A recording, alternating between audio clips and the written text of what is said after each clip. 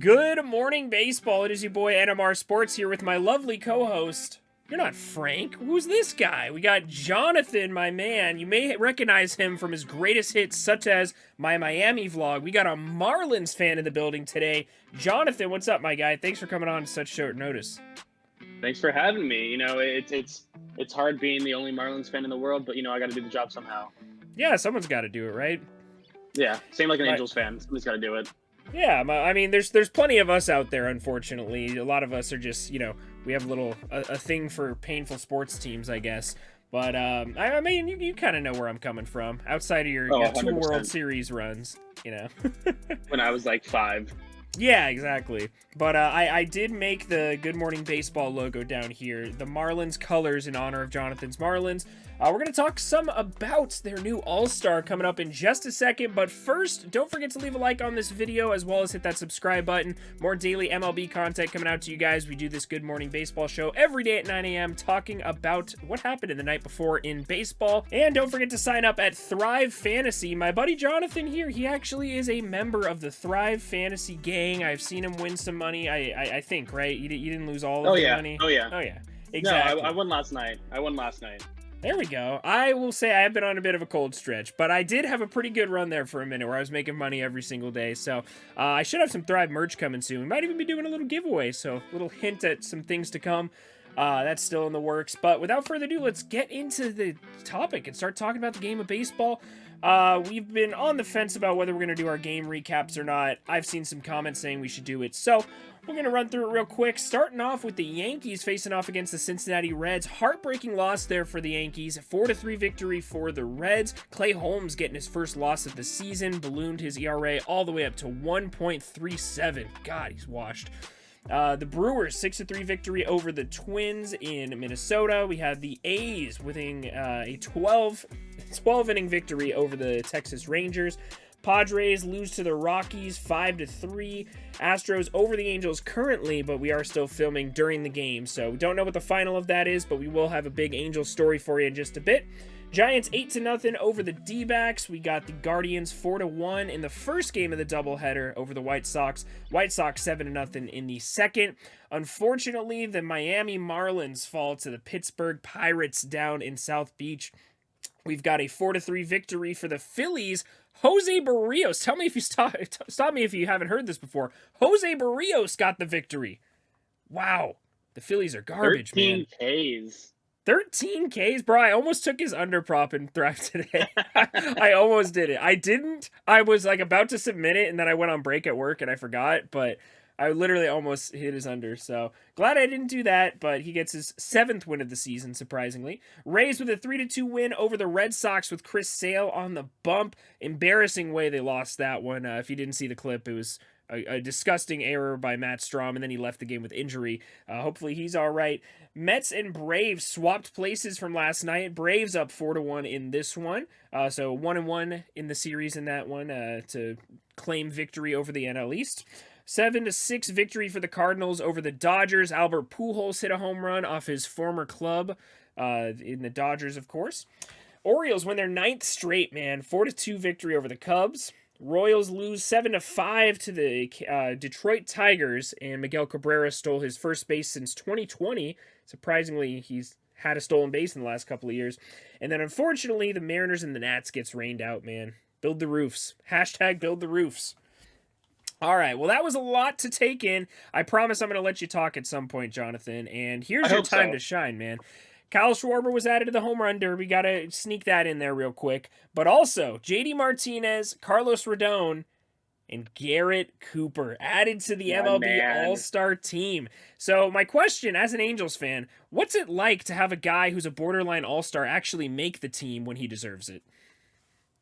It was kind of shocking, in all honesty. Sitting here, I was at Disney, just sitting eating my like $15 fries, and I get this text in all caps going, Garret Cooper, oh my God. And I was like, what happened? And I immediately checked my phone. I got notifications going on, and all of a sudden I see Garret Cooper as an All-Star. And I was like, in what world has this actually happened to where like a player on our team that's good gets recognized, Yeah. Like it's you have Sandy who goes like 9 innings a game. Obviously he's going to get the start. You got Jazz Chisholm at second base. He's the most electric player in baseball right now. Obviously, he gets a start. But like aside from that, you don't have any like faces in Miami. And Yeah. so getting somebody like Garrett Cooper, who lacks hair and eyebrows, to get the spot in the All-Star game is blowing my mind. Yeah. No, I was so happy for you when I heard. I was very disappointed that they didn't put Taylor Ward on the All-Star team. So they put JD Martinez. How boring can you get? But very happy for him. Very happy for Carlos Rodon too. I thought he was one of the bigger busts. I'll be honest, I did not think there was any shot, any possibility that Garrett Cooper would be even a replacement option on the All-Star team, especially with the DH. I feel like you can just grab any position player. Like Austin Riley's been a big snub. I think there's plenty of other guys. I can't. The National League escapes me. I'm so focused on Ty France and Taylor Ward. I can't even, man. But Ty France hurts my heart. Ty France hurts my heart. dude, I can't believe it. Yeah, I think the if I read correctly, the addition of Garrett Cooper was they went to the third in line of voting for the All-Star team, and apparently Garrett Cooper came in third, so he was put on there. But I think they were sticking to like position. Yeah, for DH. Yeah, they have to play the DH a certain amount of times. With Garrett Cooper's played it for half the season, so he fits in there. I think that's kind of dumb though for DH specifically. Like I understand if a catcher gets hurt, you got to replace him with a catcher, but a DH no, I'm on your could side, be anybody. Yeah. The only heartbreak, the only heartbreak that happened. I don't know if you saw it during the game today, but Garrett Cooper exited today with a left knee contusion, fouled a ball off the back of his knee. So X-rays are negative, so all things are good there so far, but hopefully doesn't require a trip to the injured list, and hopefully he won't miss his first All-Star game. Yeah, no, that would suck. I remember a few years back that same thing happened to Tommy LaStella, except for he broke his leg. Like he fouled a ball off, and this was like 2 days before the All-Star break. So I think Trout and somebody else were at the All-Star game that year, and they like literally told him like, get your ass here, you're going to the All-Star game, like you're not sitting at home with a broken leg. So he was literally on the field getting announced with his crutches and everything. So I don't think that's I think Garrett Cooper just probably got a bruise or something. Yeah, rub it, we got ice. So yeah, but that's really exciting, man. As you know, I'm gonna be at the All-Star game, so I'll say what's up to Garrett Cooper for you. When I'm just walking around the clubhouse as I do. Just get that NMR Sports. I have 2,000 subscribers. Let me through. Hey, you can hold it up and walk through. Yeah, I think that's how it works. All right. Well, we did have somebody coming back from injury over in Tampa Bay, not for the Rays, but against the Rays. Chris Sale, fresh off a couple of TVs destroyed. I think he actually set the record for most TVs destroyed in their AAA affiliate there. I can't remember what that AAA affiliate's called, but that's beside the matter. Chris Sale's back. 5 innings pitched, 3 hits, 5 strikeouts, and he was sitting in the upper 90s. Haven't seen that in a while. He came back last year, but he kind of looked like a shell of himself. I really didn't think that Chris Sale was had it in him still. I thought he was kind of cooked after his second Tommy John surgery, but Chris Sale, 5 innings pitched, 3 hits, 5 strikeouts. Is Chris Sale back? Or are the Rays just an awful offense? Because both are pretty true, but I don't know. It's tough. Part of me thinks Chris Sale is back. I've always loved him as a left-handed pitcher. Coming up with the White Sox and everything, but I don't know. As you said, 2 Tommy John surgeries. It's hard to stay healthy from it. He's had trouble staying healthy for the past couple of years, and I don't know if health-wise he's somebody that you can depend on. I think skill-wise he's always going to be right there, as shown by today. Obviously, he's playing a depleted Rays offense with no Wander, and other players are out right now. No Brandon Lau, but or is Brandon Lau back? No, Brandon Lau's not back. Just making sure. Almost. Back. Yeah, he's close. He's inching there.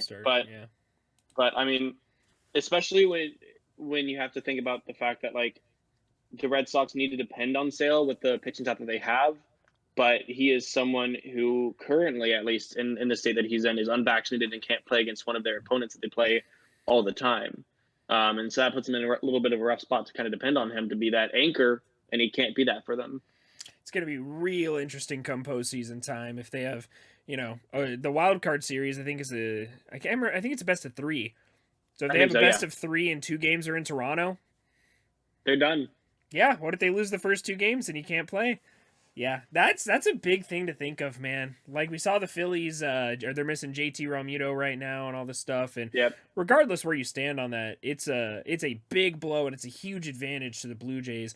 Luckily, they were able to get their entire squad vaccinated, or else that would have been a huge blow to them. They probably would have had to trade somebody if they refused. So, um, Yeah. it's very interesting seeing it. It's definitely a hot topic. I do get into a lot of Twitter wars with it. It's kind of fun. I love it. Like Dr. JT Realmuto, their lose, stellar lose, vaccine research. My he's favorite losing is his. somebody was like, uh, I was saying he said earlier he's losing a measly 260K. So it's it's you know pocket what? It's a lot of pennies by the money. pocket. I will gladly take that. I can sit there and strike out 4 times a game if you want, Phillies. Just saying, man. Just as good as him. Yeah, exactly. I'll put up the same amount of numbers he's putting up in Toronto. So, anyways, back on topic. God is dead. Just gonna throw that one out there. Yeah, it's official. It's official. The Angels are even more cooked than they were when I woke up this morning. Mike Trout has exited the game. Tonight's game. This is like 20 minutes ago, 30 minutes ago. Mike Trout has exited tonight's game with upper back spasms. Now it's not like it's a season career-ending injury or anything, but like this could definitely take him out of the All-Star game. This could definitely put him on the 10-day IL. So I'm just curious. I talk a ton about the Angels. A lot of people subscribe to me for Angels stuff. We get a lot of Angels fans on here talking about them. What is an outsider's perspective? Like, how poverty does the world see us as? I know we see the tweets and stuff, but as a random Marlins fan, what do you see when you think the Angels? It's sad is I guess the word, because there's so much potential and so much talent out there, and it just all dies. Like you see, like signing Anthony Rendon to that big contract, he's coming off like an MVP caliber year, dies. You see Joe Adell, consistent top 5 prospect, 5-tool prospect, comes up, dies. Reed Detmers, first round pick, amazing pitcher, comes up to the majors, dies. And it's so fascinatingly sad that you're just like, what is in the water out in LA or in Anaheim that's not in LA, Mm-hmm. Yeah, it is pretty damning. Like you do bring up a good point there with all the prospects coming up. Like, it feels like a lot of teams are able to find these diamonds in the rough. Like Spencer Strider out in Atlanta, makes sense to me. I'm trying to think of some other big names that came out of nowhere, but it just feels like nothing can go right for this franchise, man. Nothing can go right for us. When it's not injuries, it's performance on the field. When it's performance on the everything is just wrong. I don't know. The front office is messed up. The ownership's messed up. The coaching, I think I said twice already. I just want to make a really hard emphasis on the coaching is awful. I don't know how Perry Manassian does it. He faced the media today for the first time in months, and he was like, "Yeah, I mean, the coaches can only do so much with what I give them on the field." And I'm like, "Bro, we just saw Reed Detmers go down to AAA for 2 weeks, and then came up and looked like God's gift to pitching. Like 7 innings, 7 strikeouts, like set a career high in strikeouts, looked awesome against a hot Orioles team. It's not like it was a bad team he was facing." And then we saw Patrick Sandoval talking with Shohei in the dugout, and all of a sudden Patrick Sandoval had a great start against the Orioles. Both of them lost, of course, because we can't have nice things. But it's just insanity. I really don't know if there's any words left to say. I just feel like I'm saying the same thing day in and day out with this team, and year in and year out as well. So, if it makes you feel better, Marlins Twitter and fandom is the most bipolar fandom on the planet. I feel like we won about 4 or 5 straight. We got within 2 games of the wild card, about 2 games back from 500. Then we lose 2 back-to-back to the Pirates with no Brian Reynolds. They didn't play David Bednar either which game. And it's just now everyone went from bye. Oh, did he? I didn't see the ending of the game. Yeah, he got a save. Just kidding. He didn't play last night. That's what it was. yeah. I know Brian Reynolds on the team last night. There was no O'Neal Cruz in the lineup. Like this depleted Pirates offense that's already depleted as it is when it's most active, beat us. and we can't hit, and it's one of the worst pitching rotations in the league, and we can't hit off of it. And we went from 2 games back in the wild card, being the biggest buyers on the planet, to 2 games later, sell everything, get rid of everybody on the team. And it's the most bipolar mindset I've ever seen in the fandom. It's so wild. It's okay. There's Angels fans out there that still think we should buy. So it's comical, bro. Like I want to be that optimistic. I don't know how it's even possible. We are I mean, we're 7.5 out of the wild card right now. We're maybe 38 and you should just 49. buy the team instead. Yeah, honestly, man. I like we could get every single big name free agent. We could get or trade piece: David Bednar, Luis Castillo, Frankie Montas, Brandon Drury, Josh Bell, Nelson Cruz. We could get all these guys, and we still wouldn't make the playoffs. I'm pretty convinced No. of that. So there's no solution to this Angels team unless they all just decide to wake up and play better. But I've seen some mock trades of Noah Syndergaard that I like. I've seen, which is gonna be sad because I know a lot of people have bought Syndergaard jerseys, and he's really good for marketing. I'll give him that, but he's not the same pitcher anymore. Middle of the road. He's not bad by any means. He's still a major league caliber pitcher, but you know he's Just not move the out of full. LA. That's all you got to do. Yeah, watch him. He'll go to the Rays or something and be a Cy Young winner over there or something. So. Anyways, that gonna conclude our Angel segment. Let's go over to the complete opposite. Like you can't get further away from the Angels than talking about the New York Yankees. The Yankees have been ridiculously hot all season long, but every team's gonna struggle. And the Yankees last night, man, they were winning 3-0, entering the bottom or top of the ninth inning. Clay Holmes come in, the most automatic closer in baseball so far this year. 4 earned runs, couldn't even get out of the inning. They had to bring someone in for him. 4-3 loss to the Cincinnati Reds too. Not really, not a terrible offense, but definitely not a great one. And the Yankees are now 5-5 in their last 10. They dropped 2 of 4 to the Red Sox. They dropped 1 to the Pirates. We already talked about that's kind of embarrassing. Is this the Yankees' version of a skid? Like it's no 14-game losing streak, but is this, are the Yankees coming back down to earth for a little bit? What do you think? I think they are, and I think it's all, at least in my opinion, from what I've seen here and there, it's all on their pitching. And that's not to say that their pitching is doing bad by any means. They still have one of the best, pitching staffs in baseball. But especially with last night, you have Clay Holmes just absolutely blow up out of nowhere, which is someone who's the most dependent pitcher. You have 2 nights ago where they lost 6-11 against the Red Sox. Jameson Taillon has not been the same pitcher the past couple starts that he was at the beginning of the year. Aroldis Chapman is nowhere near where he has, which is someone that they used to depend on every single game. So it's their offense hasn't stopped, which is the wild thing. Typically, it's the offense that stalls, an offense that can't hit, but it's their pitching staff. Nasty Nestor is still Nasty Nestor, but he's not like the same one that was like a month ago. Now he has like a 2.7 instead of 2.2. Again, that's just 0.5, but that's a major difference to what he was doing prior. Yeah, no, I mean, even Garrett Cole hasn't been, the shutdown ace that he, usually is. He's still got an ERA north of 3, which is, it's like what 3.8 or something, like 3.08, something like that. It's not, he's not been bad. Nasty Nestor's been great. But I agree, Taillon is not the pitcher that we saw early in the year. I think Taillon is a, just like I put him in the same tier as Thor. We talked about not, former greatness. The stuff is still there, but he's not that, dominant, 8 perfect inning against the Angels. He's not that pitcher. He's, I mean, if it's against the Angels, maybe.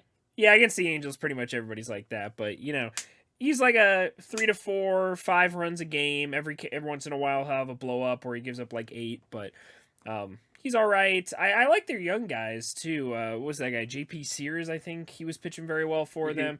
And they're gonna have a tough decision to make. Domingo Germán's coming back, so that's gonna be interesting. They recently picked up Brian Abreu again. I assume they'll probably think about DFAing him.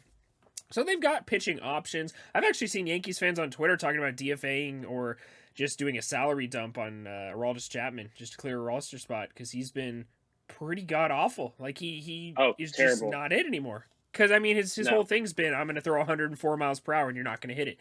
Now he's sitting like 98, 99, and that's just not going to do it in MLB. Everyone else throws 102 now. Yeah, I mean Sandy's throwing 103 in like the ninth inning, the 12th inning or something. Pitch 145 is 104 Keep miles it per hour, going. whatever. Horse Yeah, cock of an ace. yeah, dude, he's a monster. I fucking love Sandy. I he was my preseason Cy Young pick. I say it as much as I can. He was my preseason Cy Young pick, and Verlander was my AL. So you could say I know ball. You could say that. There's one thing I forgot to mention earlier before we started the stream, but I did text it to you. Last topic of the day: Luis Castillo. There was a report that came out. Pretty much, I'm not gonna name all the teams. It was like 12 different teams that have contacted the Reds and are interested. They've said that there's no deals in the works yet. No deal is close, but they said, the Mariners are a sneaky team that could acquire him. The Dodgers have been in pursuit. The Mets have been in pursuit. The Braves. Any contending team you can think of. The Red Sox, Yankees, all these teams are in on Luis Castillo. My main question is, who needs Luis Castillo? All these teams want him. Who can't live without him? Like, who is a team that absolutely needs to trade for this man right now? In your I opinion? think there's one team and one team only that needs him, and I don't know if they've been mentioned, but they would be the perfect landing spot for him without giving too much capital and ruining their future, and that would be the surging Baltimore Orioles. Their Really? offense has been good lately, but their pitching, no matter when, aside from their bullpen with like Jorge Lopez closing out the game every night, has been god awful. They don't have any starters. You know, get Luis Castillo. You have John Means coming back hopefully some point this year. I don't know if he's done for the year or not, but you have John Means there.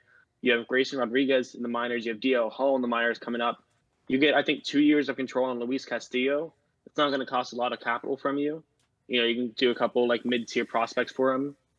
And then all of a sudden, if you're truly trying to run to the playoffs like the Orioles are right now, they have a star pitcher in that. Yeah. I mean, that didn't even cross my mind. I'll be honest. Did not even like that. That sounds like a hot take, but it's really not. Like their pitching is awful. Oh my god, their Oh starting yeah, pitching is by awful. far. I made a whole video about how bad the Angels are because they couldn't hit Jordan Lyles because he's awful. Jordan Lyles is awful. Austin Voth or Voth, however the hell you pronounce it, he's awful. I can't even name their other starters, but oh man, that'd be a really good fit. You're not wrong. I mean, the offense has been doing very well out there. The defense has been pretty good. It's so weird seeing Rougned Odor and all the Ramon Urias and all these other guys just I mean, crushing shoot, it for shoot. them. If they do a Luis Castillo trade, throw Brendan Drury in there. Get another Yeah, another left-handed bat in the lineup. that would be killer. Yeah, that would be a really good fit for them. I mean, Brandon Drew, both these guys, man. Like the Reds are in seller's paradise. Like both every team in the game that wants to be competitive this year would trade for either of those guys. Oh, Brandon Drury's a 100%. good fit everywhere, and even like if I want Luis Castillo, I'm more than willing to take on Mike Moustakas' money as well. So I'd be willing to take Oh, on easily. Moustakas. I'd be willing to take anybody you want to give away. Bring them to me as long as we can get Luis Castillo done. I was telling the Angels early in the year, being like, hey, we'll take on Moustakas' money if you give us Castillo, but I'd say that's I tend I don't know. I kind of agree with you. I don't necessarily see the Orioles as contenders. I think this is just a hot streak against bad teams. I agree, but The if Angels. they're trying to compete and they want to sell that idea of competing and going to the playoffs this year, that's the move that they have to make. Yeah, it's not a bad one, and they have so many young talented players. You're right; they could definitely get it done without selling their entire future like some of these teams would. Um, I think the ideal two spots for him, though, if he doesn't go to the Orioles, if the Orioles aren't for real about this, is going to be either the Mets or the Red Sox. That's where he's going to land up. Mets need the starting pitching. Obviously, they have DeGrom coming back soon. They just got Scherzer back, but they can always use another starter. So they've been looking at Castillo for a while now. And then, as we said earlier about Chris Sale, the Red Sox need better starting pitching as a whole. They need someone to depend on. You get Luis Castillo in there, you're kind of set. The only thing that I'm worried about is Castillo, if I remember correctly, gives up a lot of bombs, and that pesky pole is not really going to help him out. But he's going to get out of the Great American Ballpark, which is going to help him out by well, miles. Fenway is actually really nice for pitchers if you can keep it. If you keep him from pulling the ball, like that dead Yeah, center is rough. Like if you look at the Baseball Savant's expected home run stats, Camden Yards is literally hell. There's no other word to describe it. Trey no, Mancini's gotten robbed of like 15 home runs this year already. But the Boston's number 2. Like Alex Verdugo early in the year, I think he had like 9 expected home runs, but he only had 2 on the season. It's because that alley in the middle there, it's a pain. Killer. And right field's pretty deep outside of the pesky pole because it goes back really deep right there. So I see a lot of 29 out of 30 home runs to right field that would be out anywhere except for Fenway. So I think that would be a good fit for him. I also think I'd say the Red Sox and the Mariners would be the 2 best fits for him. I think the Mariners have the prospect capital to get it done as well. I don't necessarily think, I'm not super well versed on prospects, but I don't think the Red Sox have, too much to get a deal done with. I think most of their prospects they want to hold on to at the moment because they've, most of their guys are getting up there in years, and Xander Bogaerts going to hit free agency next year. They're going to have to pay Devers at some point. I think the Mariners would have an easier time getting it done, but I do think it'd be a great fit for the Red Sox, that's for sure. Fly ball pitcher in Fenway. Yeah, and I mean, Luis Castillo's numbers are also really bad because he plays in Great American. Like, I think his ERA could be a whole run lower in any other ballpark, even Coors. Yeah. All right, well, I think that's going to do it for us today. I appreciate you hopping on with me last minute, man. I literally, guys, I texted him at like, what was it, like 8 o'clock tonight? Because Frank texted me that he couldn't do it. So I was like, you know what? We're doing Good Morning Baseball today. So I appreciate you hopping on with me, man. Thank you guys for watching. Don't forget to leave a like on this video, as well as subscribe for more daily MLB content. I'll be heading out to the All-Star Game, making some vlogs for you guys. It's going to be a blast. Don't forget to sign up at Thrive Fantasy with code NMR to get a 100% first deposit match up to $100. We have a satisfied Thrive customer right here to vouch for it. Here. Just, they're giving out free money, man. Why don't you want free money? It's like that. There's an SNL skit like that. Why won't you let us give you free money? Why won't you, or like the OPCs at work? Inside joke. But anyways, I appreciate you guys watching. I will see you all in the next one. Have a great rest of your day.